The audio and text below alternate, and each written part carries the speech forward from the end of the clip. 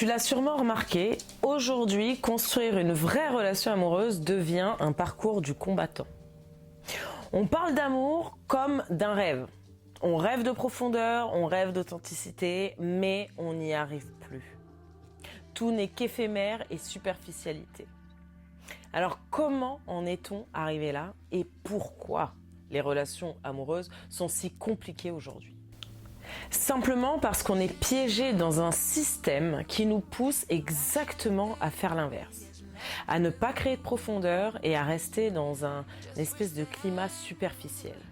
Pourquoi c'est devenu si compliqué ? Pourquoi tant de gens cherchent l'amour mais ne trouvent pas ? Aujourd'hui, on en parle et on va dire les choses. Premièrement, notre société nous a appris à consommer, à zapper, à vouloir tout et tout de suite. Amazon, tu commandes ce soir, c'est livré dès demain matin. Netflix, un film te déplaît, tu zappes et tu passes au prochain. Ce mode de pensée s'est infiltré dans nos relations. Aujourd'hui, beaucoup abordent l'amour comme un produit.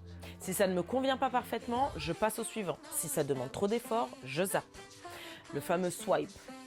Résultat, on ne construit plus. On consomme l'autre et dès qu'il y a de la difficulté, on fuit. Parce que oui, c'est clairement de la fuite. Et les sites de rencontres ont amplifié ce phénomène.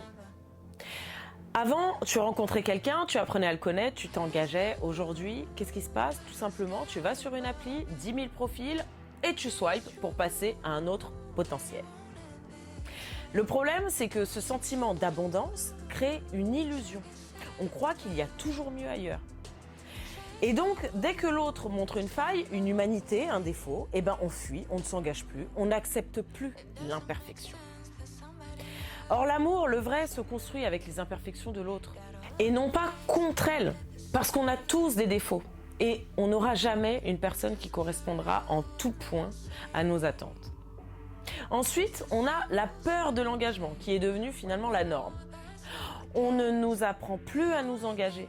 On nous enseigne à nous préserver, à nous protéger et surtout à avoir un plan B. Rappelez-vous ma vidéo sur le mariage. Forcément, ça tue l'amour. Alors, aimer, c'est oser se livrer. C'est accepter d'être vulnérable, mais c'est prendre le risque aussi de souffrir. Parce que on ne peut pas avancer sans prendre le risque. Mais ça, aujourd'hui, ça fait peur. Alors, on préfère des relations light, superficielles, sans profondeur, ou qui vont se résumer qu'à un désir charnel.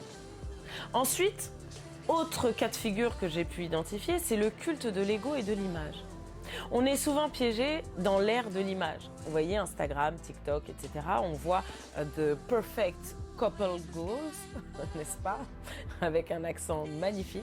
Bref, en tout cas, on voit des couples parfaits, des moments parfaits, des photos parfaites. Et on oublie que derrière ces images, il y a aussi des disputes, des doutes, des silences, de l'engagement quotidien également. C'est pas tout beau, tout rose tout le temps. Et surtout, ça s'est construit avec le temps. Résultat, on développe des attentes surréalistes, voire irréalistes. On croit que le couple parfait, ça existe, alors qu'il n'est que le fruit d'un travail constant. Mais ça, on ne le voit pas. On ne voit que le résultat, mais on ne voit pas les sacrifices qu'il y a derrière. L'autre clé qu'on oublie souvent, c'est l'alignement avant l'engagement. Au-delà de tout ce que je viens de vous citer, il y a un point fondamental. Trop de gens se lancent dans une relation sans même savoir et avoir clarifié leurs attentes et leurs besoins profonds. Alors, avant de choisir un partenaire, je pense qu'il faut savoir qui on est, ce qu'on veut, ce qu'on est prêt à donner et ce qu'on attend en retour. Les valeurs de base doivent être alignées, sinon on construit clairement sur du vent, du sable. Et malheureusement, on perd son temps. Alors que quand on fait un choix conscient, un choix aligné avec ses valeurs et ses besoins, on a 1, la patience qu'il faut pour pouvoir construire, 2, on ne cherche pas l'illusion, et 3, on accepte que la profondeur demande du temps. Et surtout, on respecte le rythme de l'autre et ses défauts. Parce que oui, une relation solide, ça ne se swipe pas, ça se construit.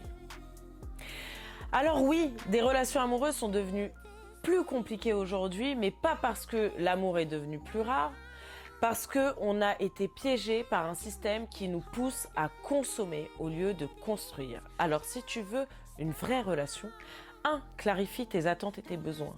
2. Choisis un partenaire aligné. 3. Accepte l'imperfection. 4. Engage-toi sincèrement. Et 5. Ose traverser les phases difficiles.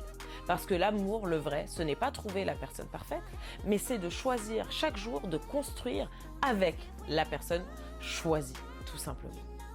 Alors si ce message t'a parlé et si tu te reconnais dans ce discours, n'hésite pas à partager ton point de vue en commentaire. J'aimerais bien qu'on en parle.